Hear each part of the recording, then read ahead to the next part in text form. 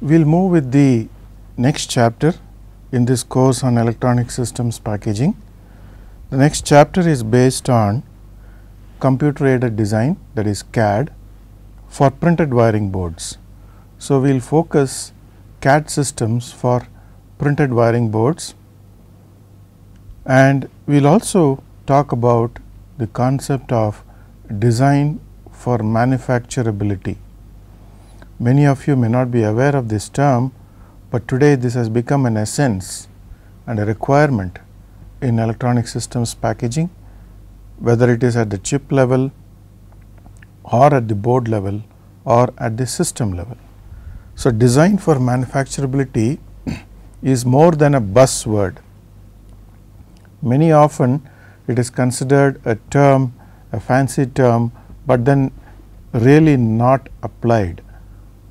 So, we will see some aspects of design for manufacturability and how it affects the entire process of reliability, testing and so on, and how a designer needs to know this term of DFM as well as a manufacturer who needs to know about electronics design.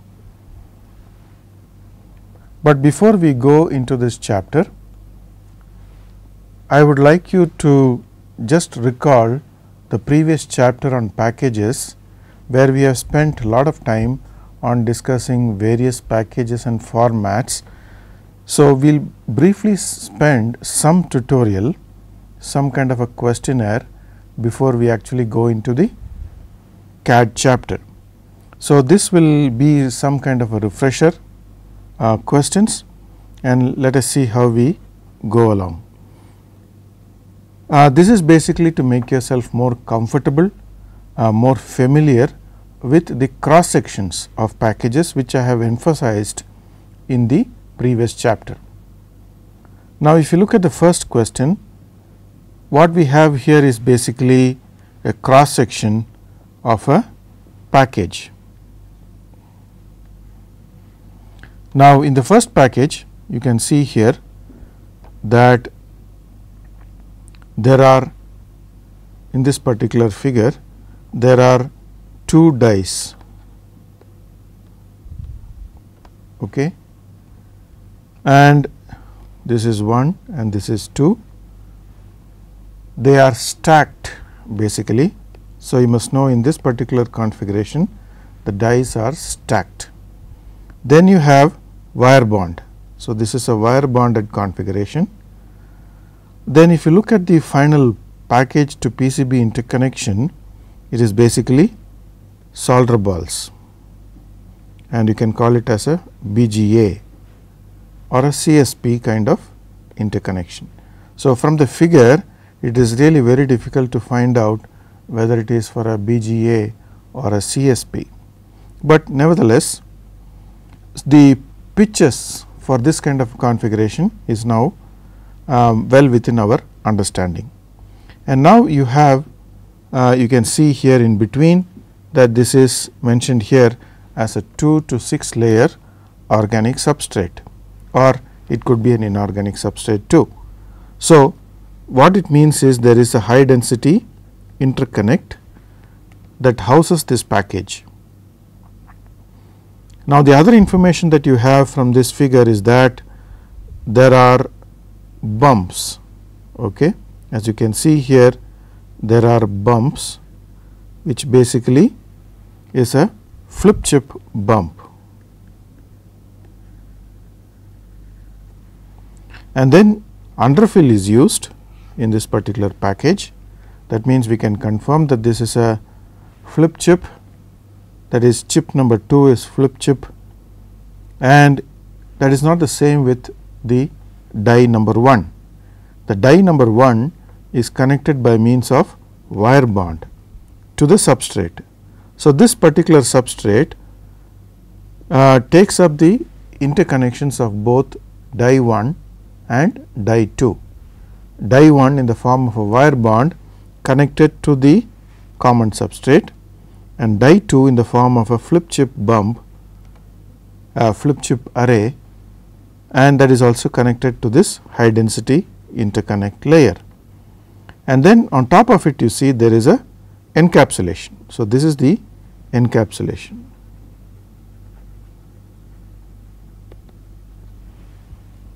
So, these are the components of this particular package, and therefore, you should be able to write the name of the package. So, what name can you give? So, basically this is a flip chip is already there, and there is also a wire bond interconnect. Then this is a encapsulated, so you can call it as a molded package. Then there is a BGA or a CSP interconnection, but the most important thing is you should call it as a stacked package. So, this could be a stacked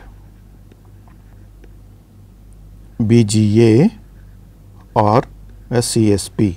So, the word stacked coming for this particular package becomes very important. So, you can expand the name in a given in a different way. You can say flip chip wire bonded stacked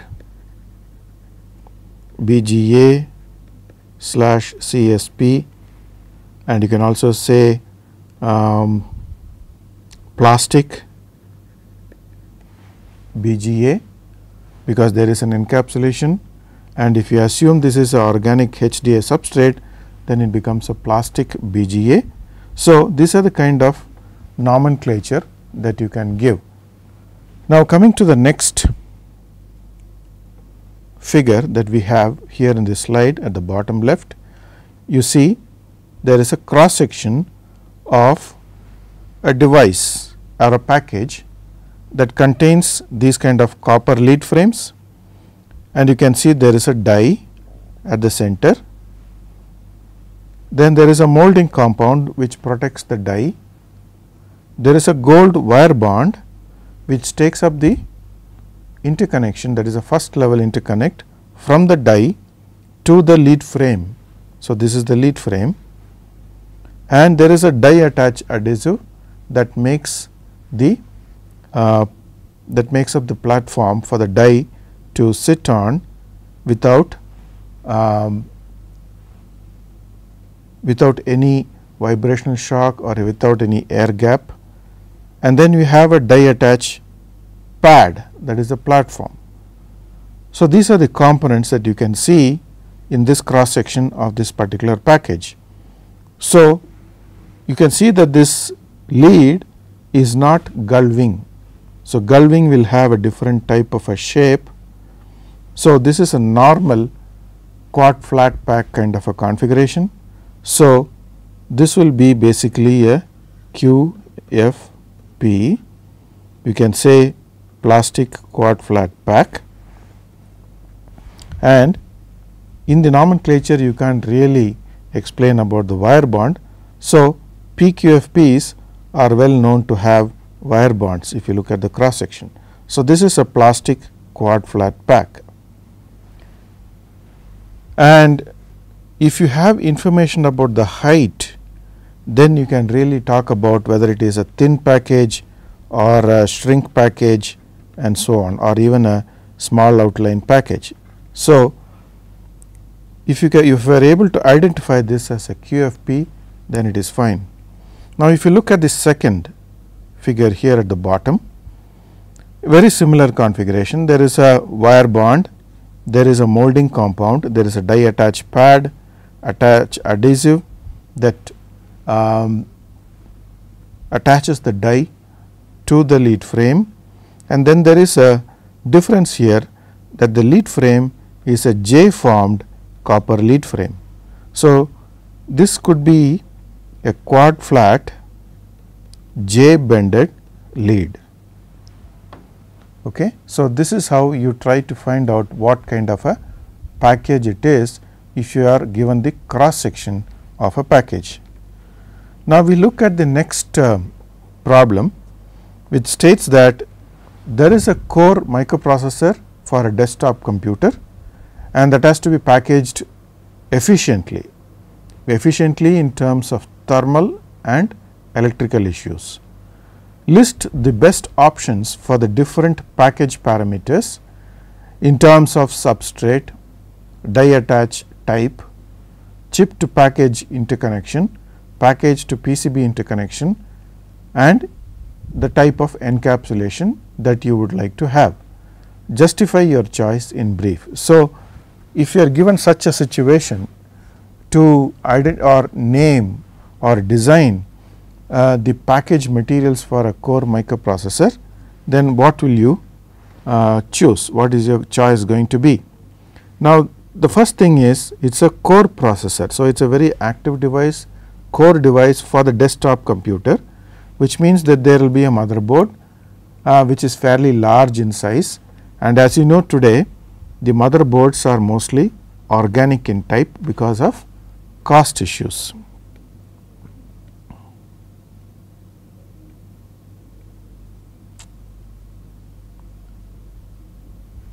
Now, the next thing is if it is an organic substrate, accordingly you have to choose the package materials.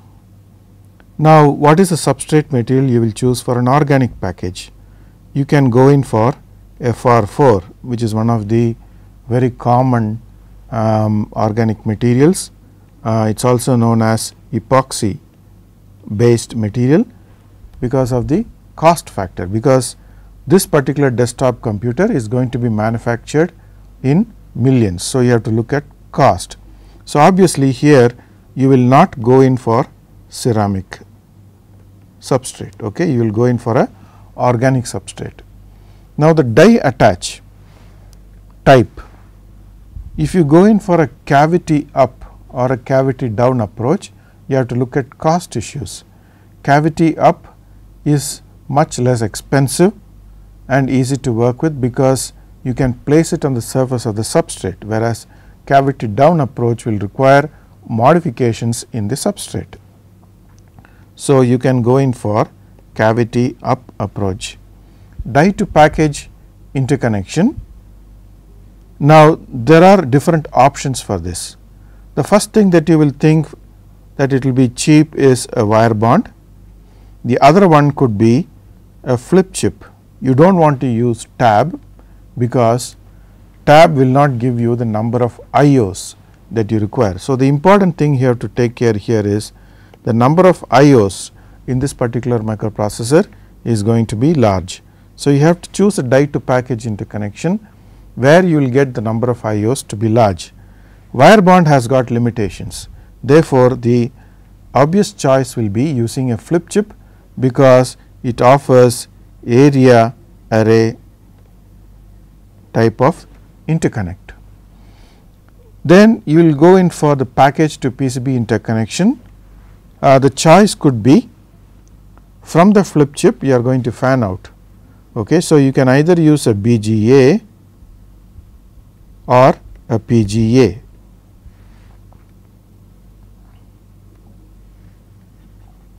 So, you can use a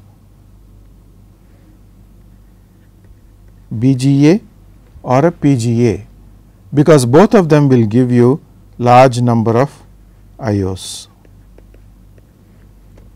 Okay. So, the encapsulation could be by means of molding. You do not want to do chip on board kind of glob top, it will be a regular molding process that you will be doing. So, finally, what type of package will you have? This will basically be a pin grid array. Now, there is one more choice that you can opt for looking at current day technologies. It can be a LAN grid array. So, LAN grid array can also be an area array package, but if you look at package to PCB interconnection, it can be either pins or solder balls. So, depending upon the cost factor, you can either go in for pins or solder balls. If you go in for pins, it will be a PGA package.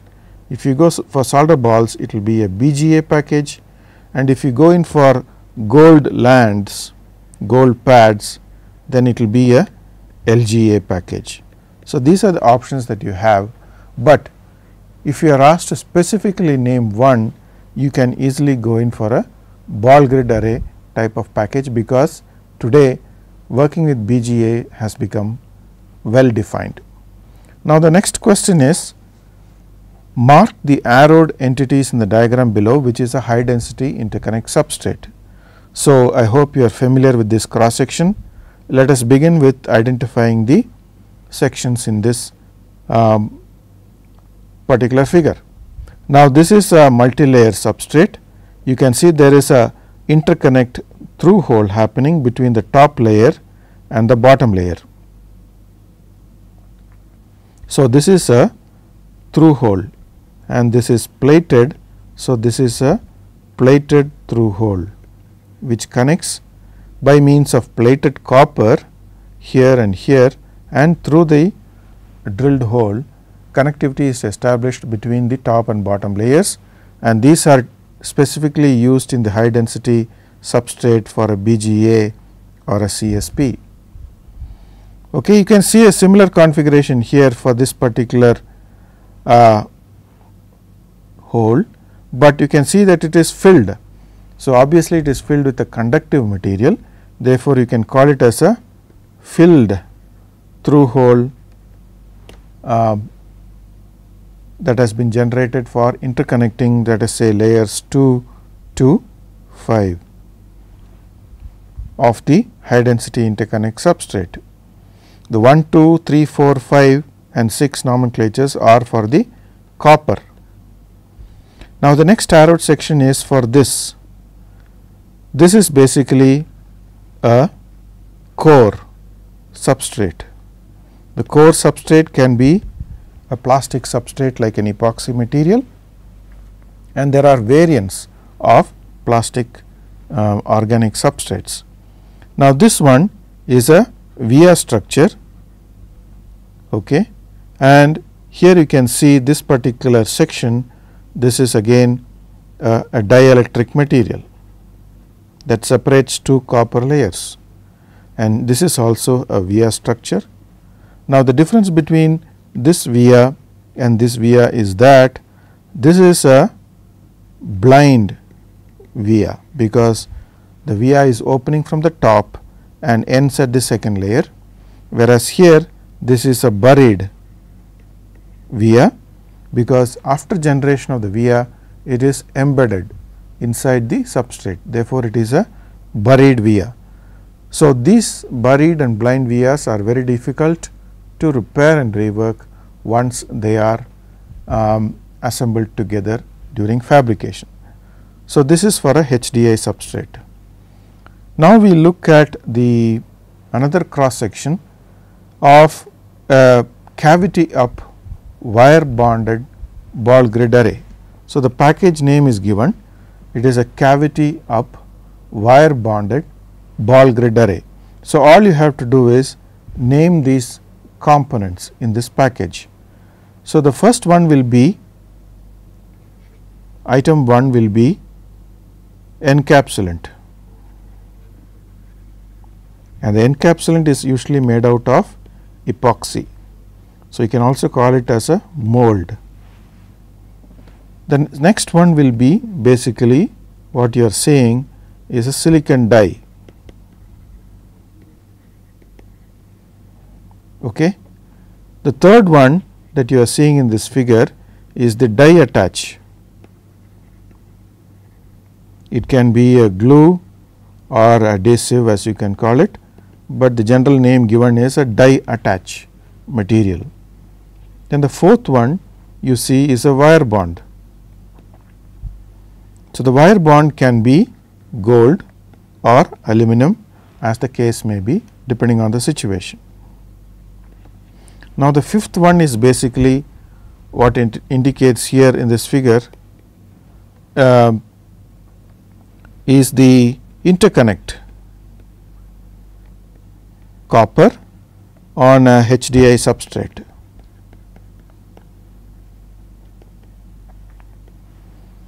The sixth item in this particular figure is the core of a HDI organic substrate.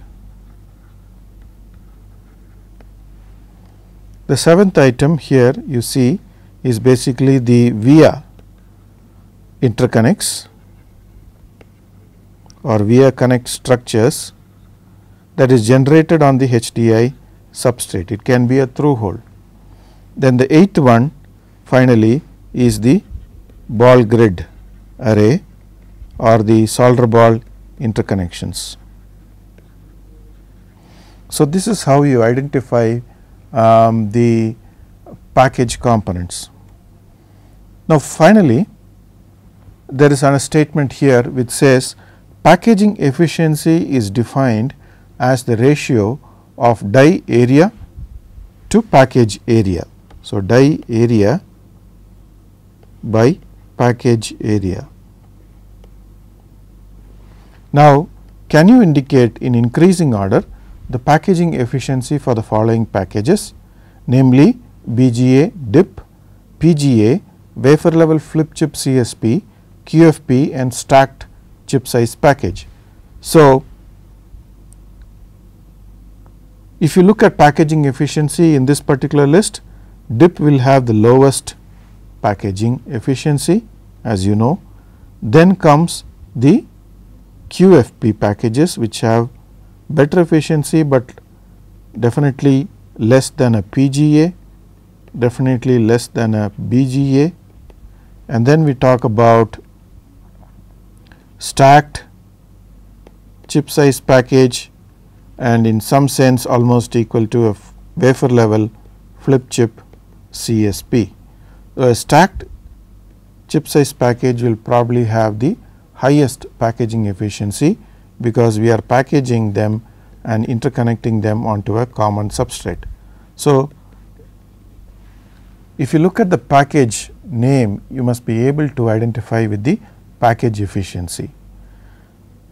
Now, the other question that is very important is, you have a conventional chip package and you also have a wafer level package. I have already described the difference between these two. So, basically you must be able to give some few important advantages of a wafer level package over a conventional package in terms of manufacturing, in terms of electrical, in terms of thermal issues and in terms of material issues. So, you can try to answer this question at your own leisurely, but keep in mind the issues like process parameter, the size of package which will be better, which will be lower in size, electrical issues, talk about inductance, okay, and other parasitics. Then you talk about thermal issues and so on. So, and finally cost. So, try to answer this question in terms of these points and you will be able to substantiate why wafer level packaging is being considered today compared to a conventional package. Finally, we have another cross section of a package and we will try to identify the arrowed sections in the figure. This is a cavity up ball grid array. By now, I think you are familiar with the various parts of a component. So, finally, we will try to write down once again item number 1 here is a mold, plastic, epoxy, encapsulant. Then 2 is a wire bond, either aluminum or gold. Item number 3 is basically the HDI substrate. Item number 4 is the die attach and 5 are the BGAs. Okay. So, you can look at the textbooks that have been referred to and look at the web also for cross sections and try to identify the components for various packages. You can also email for further clarifications on this packages chapter. So, now we will move to this chapter on computer aided design for printed wiring boards and design for manufacturability. Why should we do CAD? CAD is very essential to realize your electrical circuits. So, we call it as computer aided engineering and analog and digital simulation of electronic circuits. So, once you have a paper circuit in mind, you have to translate it into CAD, because the benefits from CAD are varying, very large and more advantageous than just paper based schematic. The computer aided design of printed circuit boards are especially done for electrical simulation like EMC, electromagnetic compatibility compliance, with any kind of geometry, board density and any type of component or devices that you may want to choose.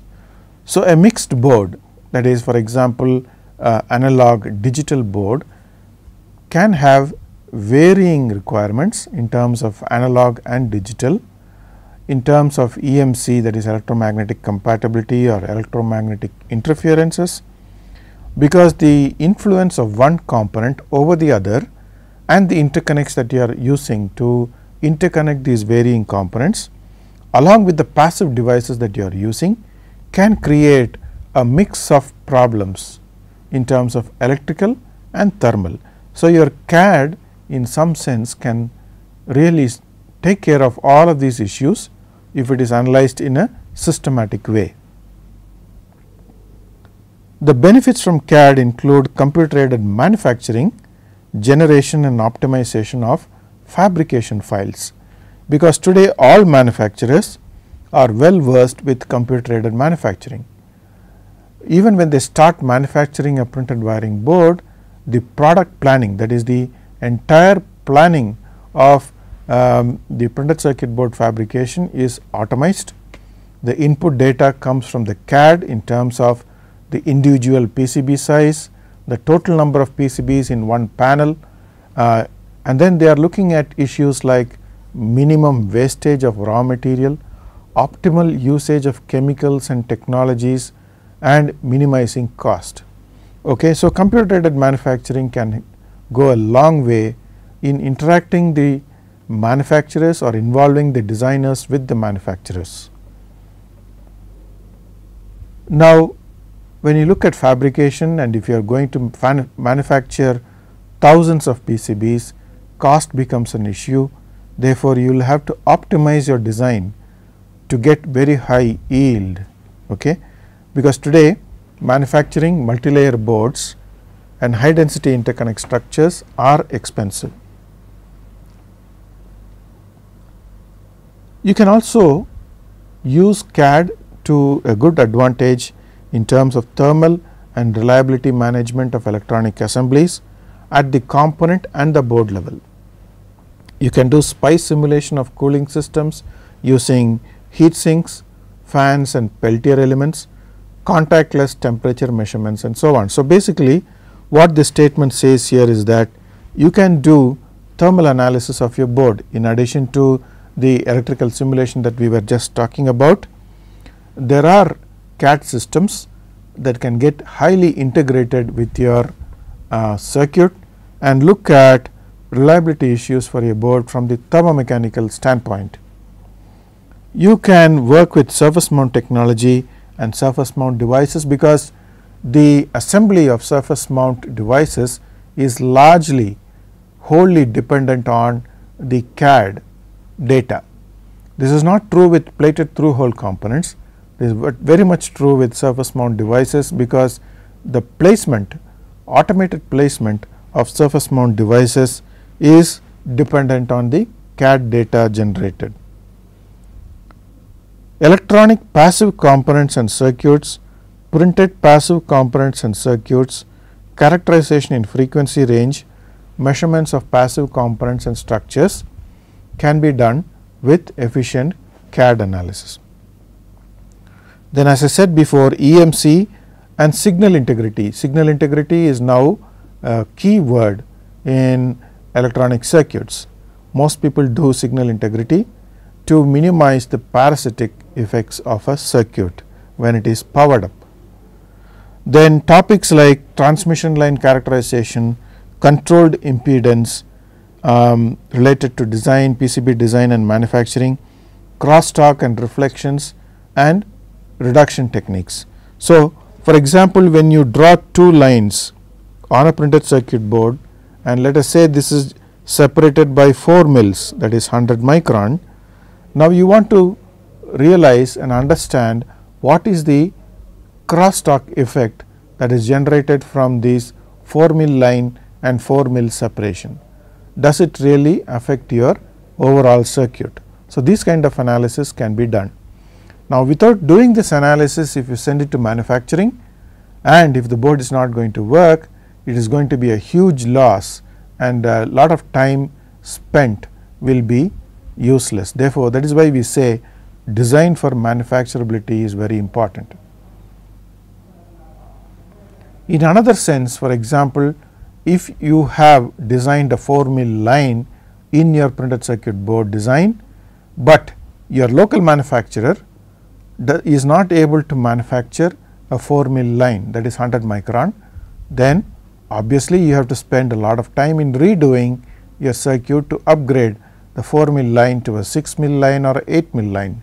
Now, you have to analyze whether for your circuit is 8 mil line not going to work. Then are you going to work with 4 mil line, but then you have to send it to a manufacturer abroad or somewhere else, so that you can get the board done, but it is going to be expensive. So, the realization of the actual need for your printed circuit board and the realization of who is going to actually manufacture the board without defects and without change in the final format of your design becomes an essential ingredient in the thought process during your CAD and manufacturing. If you train yourself in CAD, printed wiring board CAD, you will be able to understand the basics of printed circuit board. As a designer, you must know the process of PCB, you must know what is known as a layout, design layout of a printed circuit board design, basic fundamental definitions, design processes that are generally adopted worldwide, regulatory requirements that can qualify your board and make it as a leading edge and make it for example, if you want to export your design after manufacturing your design in house, you have to understand the regulatory requirements in terms of material issues, thickness issues, line widths, feature sizes, electrical requirements, thermal and so on. And you will be able to understand the CAD in electronics packaging as a whole and the EDA, electronic design automation tool set. And there will be obviously when you work with CAD, you will be able to appreciate the difference between various software systems. Comparative study can easily come, because if you are going to work in CAD continuously, you may have the opportunity to work with 3 to 5 different software at different stages. I would like to mention here that CAD software, you can migrate from one CAD software to the other very easily, because the basic principles are the same. The tools and the menu and the commands may be different for different software, but the approach of designing a particular printed wiring board design is almost the same. Only thing is, some may be low end, some may be high end software, and cost obviously is an issue. If you train yourself in CAD, you will be able to appreciate the fundamentals of electronic structures design, schematic capture editing blocks in a software package, virtual components, parts, components and packages, electrical and technological aspects of schematics, the importance of schematics right until the end of the completion of the design will be well understood, because schematic is the starting point, but at the same time you can back annotate to schematic at any point of time during the entire process of your working with the design. Hierarchical build up of your various circuit pages into a single project, okay, or a schematic can be well understood. Schematic post processing. So, what do you do after the schematic is completed? Post processing files and reports, how do you generate them, and software tools for interfacing with peripheral equipment. An example of the peripheral equipment that is used in the printed circuit board fabrication is a photoplotter or your drilling machine or your SMD assembly equipment. Now, I want you to read this statement very carefully. Remember, CAD is an art. It is a practice that you have to spend a lot of time to become an expert in CAD tools. As I told you, there are different CAD tools available in the market. We are not typically talking about a particular package being advantageous over the other. Each has its own advantages and disadvantages. It becomes the prerogative of the company to choose a particular software based on some very key issues that the software can do, but generally most software can do the same job.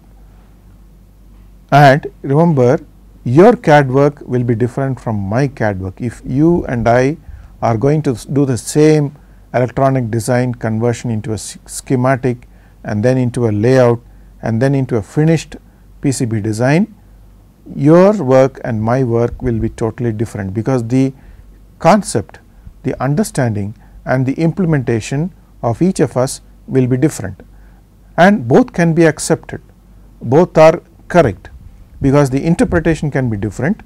The basic thing that you have to look at in the final assay is how well the design is going to perform in a particular environment. So, you gain experience in electrical and electronics design gradually. It takes a lot of months of hard work and working with different designs and challenges to really say that you become an expert in CAD.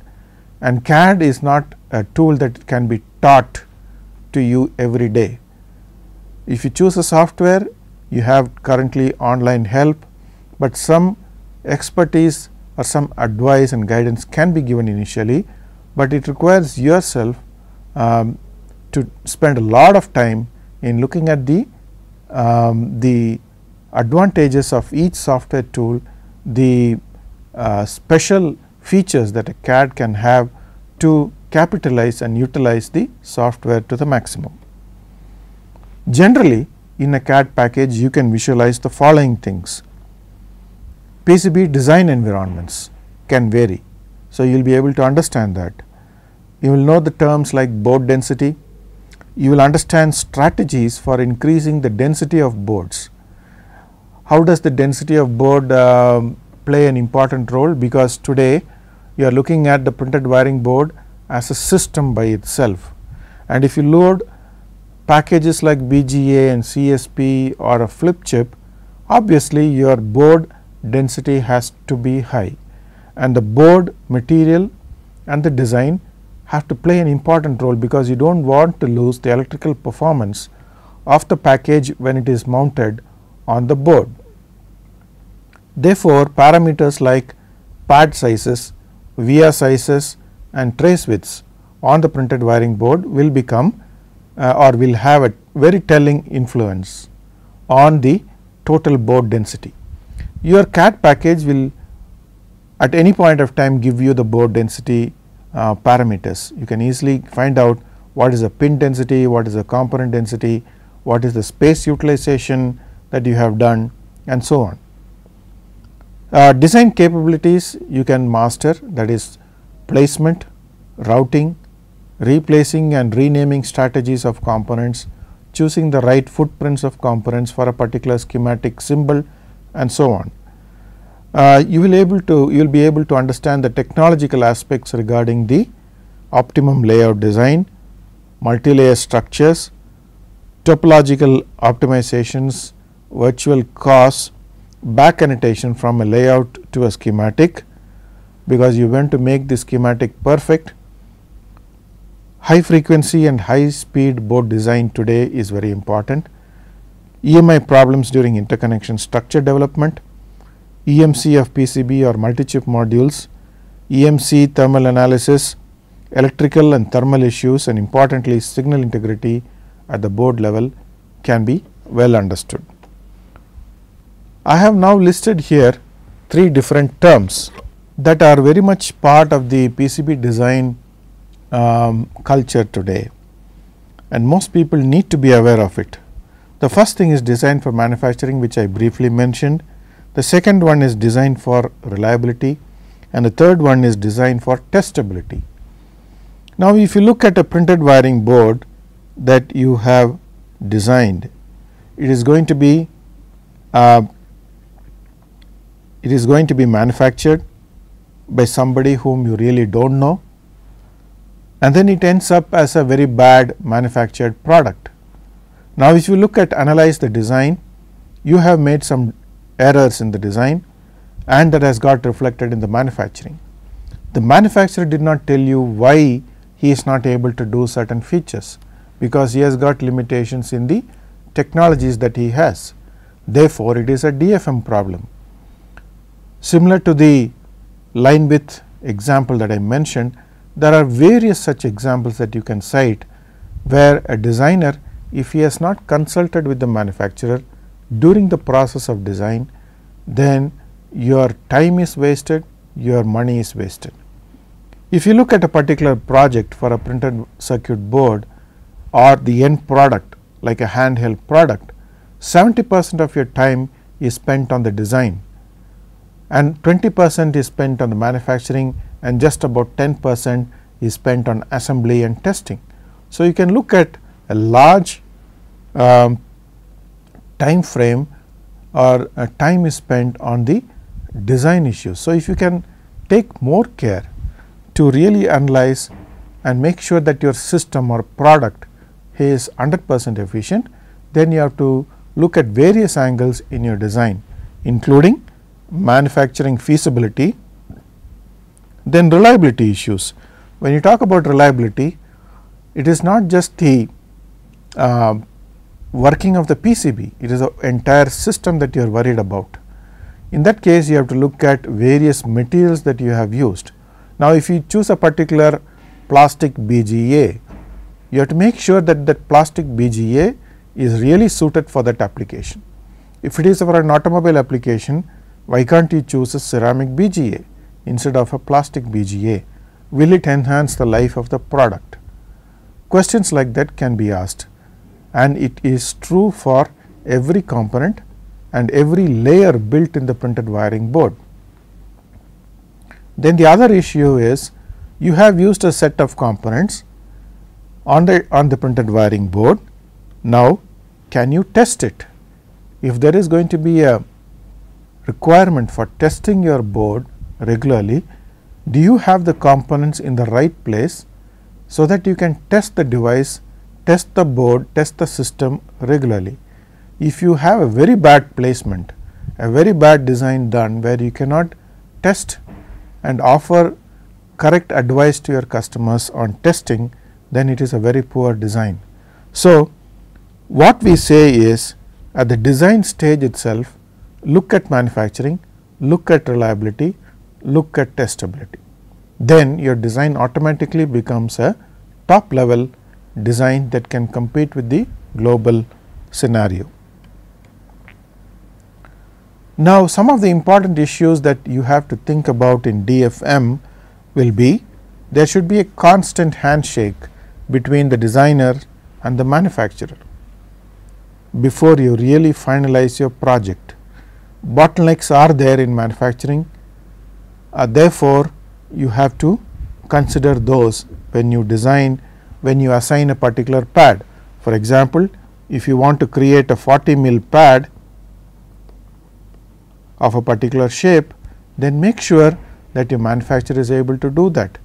Now, another example I can give is, you want to make a 0.4 mm PCB, a very thin PCB.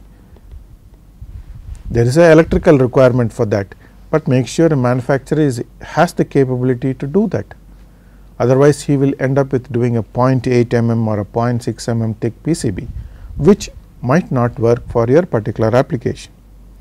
Impossible specs in manufacturing cannot be designed, or in other way, unnecessary designs, unnecessary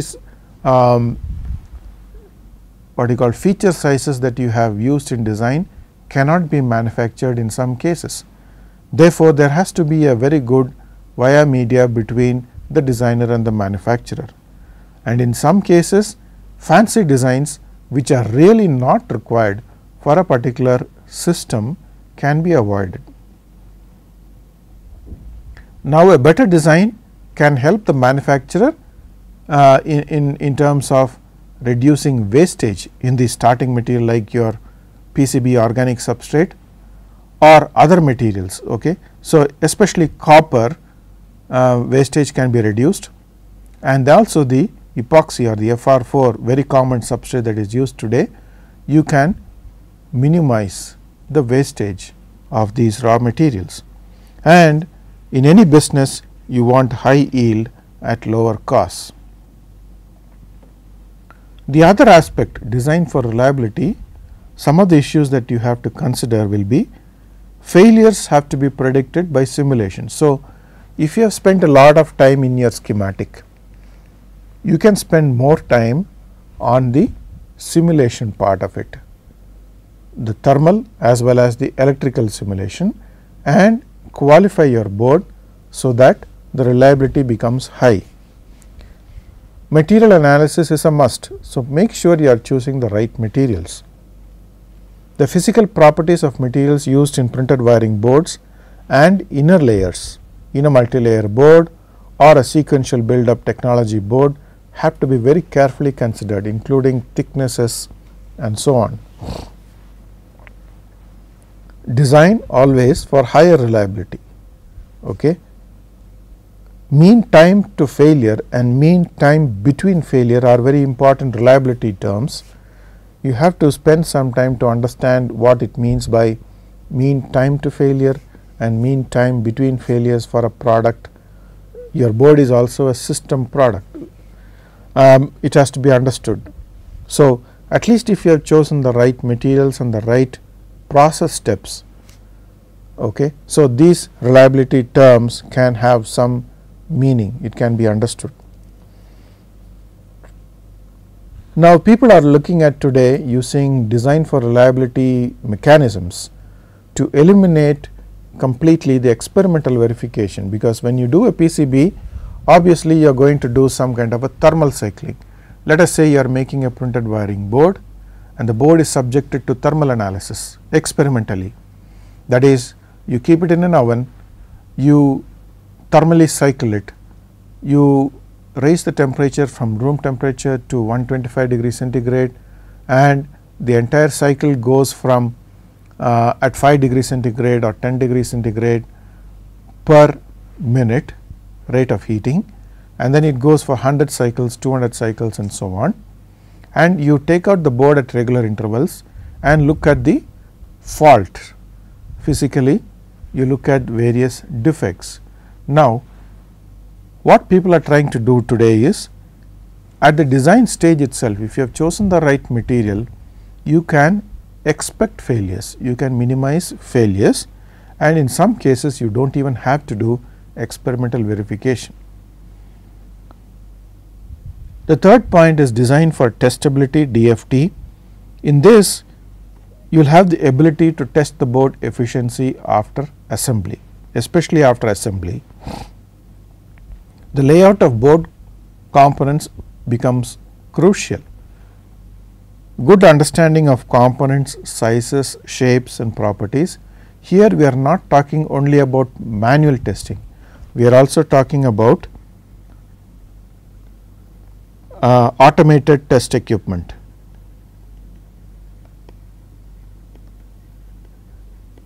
So, today some people do manual testing, some people do automated test for assembled boards. In automated test, people use X-ray, in some cases people use acoustic microscopy, in some cases other methods to use or look at the various components if there is a failure, or after some thermal cycling, or after certain exposures of these printed circuit boards. Okay, so, if you want to use equipment, then you have to do your layout of the critical devices very carefully, so that you can have access to these components from the equipments or manually.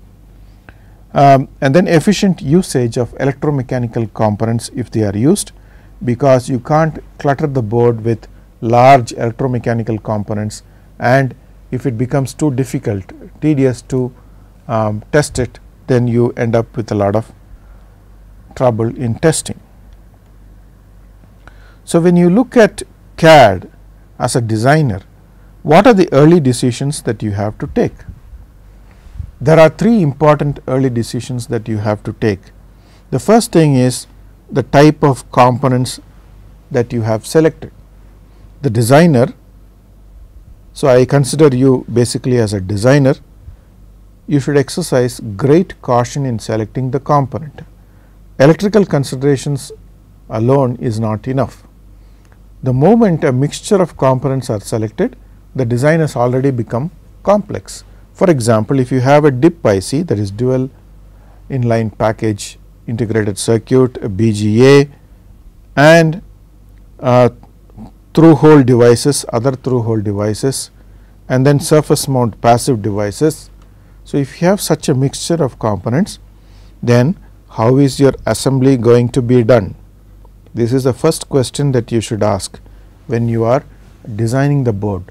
So, when you start designing, you just not look at the PCB alone. After PCB is fabricated, you look at the board assembly, only then your design is complete. So, this is a very typical situation. In some cases, you will have a complete through hole assembly, in some cases you will have a complete surface mount device assembly, and in some cases you will have a mixture of components, and therefore, why assembly is a problem, because the board will be subjected to various assembly processes because of the different technologies involved, and therefore, thermal shocks will be a major deterrent in the final assay of the product. So, during the completion of this entire process, your board can experience thermal shock and give failures. So, you need to avoid that. Then the second point is the board size, or in some sense the density of interconnects. The size of the board will decide on the interconnection density, and the number of components also will decide the interconnection density and the component density, and therefore, the difficulty in routing these interconnects. So, a general classification is available known as low density boards, medium density boards, or high density boards. This is a very general term.